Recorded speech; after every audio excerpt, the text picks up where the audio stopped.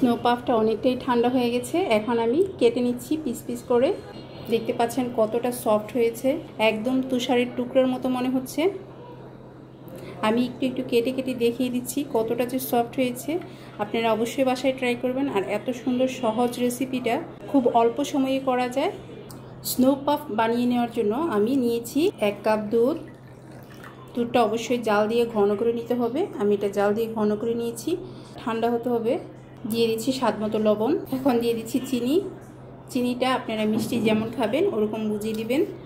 আমি এখানে 3 চামচের মতো চিনি দিয়েছি। আপনারা যদি বেশি খান তাহলে বেশি দিতে পারবেন, সমস্যা হবে না। আবার কম খেলে কমও দিতে পারবেন। এখন দিয়ে দিচ্ছি 3টে ডিম। ডিমগুলো ভেঙে রেখেছিলাম। তারপর দিয়ে দিচ্ছি কর্নফ্লাওয়ার। কর্নফ্লাওয়ারটা 3 চামচ দিব। 3 চামচ দিয়েছি। এখন এগুলো ভালো করে মিশিয়ে নিব। আমি ইনগ্রেডিয়েন্টসগুলো ভালো করে মিশিয়ে নিয়েছি। ছেঁকে নিচ্ছি, একদম মসৃণ একটা পেস্ট যেন বের হয়। এখন লিকুইড দুধের মিশ্রণটা আমি একপাশে রেখে দিব। পিস পাউরুটি নিয়েছি আর আমি এটা এই মোল্ডের মধ্যে বসাবো। এই মোল্ডটা একটু ছোট মোল্ড, আর এই মোল্ডের মধ্যে যতটা পাউরুটি দেওয়া যাবে আমি ততটা পাউরুটি পিসি দেব। এখন সাইডগুলো আমাকে কেটে নিতে হবে। আমি পাউরুটির ব্রাউন কালারগুলো কেটে নিয়েছি, তবে এগুলো আমি ফেলে দিব না। এগুলো দিয়ে আমি ব্রেড ক্রাম্বস তৈরি করব। পাউরুটিগুলোকে আমি এভাবে একটু ভেঙে এভাবে করে দিব।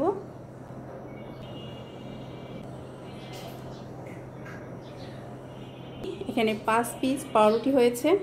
যে মিশ্রণটা তৈরি করে রেখেছিলাম এই মিশ্রণটা খুব ভালোভাবে দিয়ে দিব। আর এমনভাবে দিতে হবে যেন প্রতিটি পাউরুটির পিস খুব ভালোভাবে ভিজে।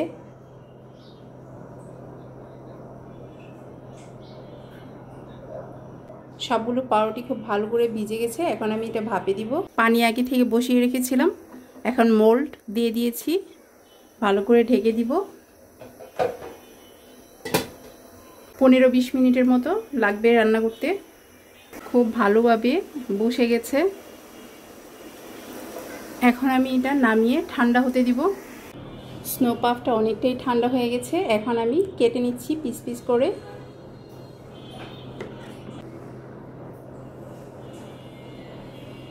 দেখতে পাচ্ছেন কতটা সফট হয়েছে।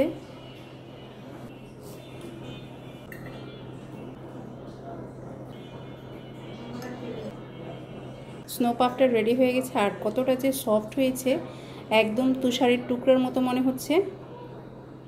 আমি একটু একটু কেটে কেটে দেখিয়ে দিচ্ছি কতটা যে সফট হয়েছে। আপনারা অবশ্যই বাসায় ট্রাই করবেন। আর এত সুন্দর সহজ রেসিপিটা খুব অল্প সময়ে করা যায়। আজ তাহলে এ পর্যন্তই। আল্লাহ হাফেজ।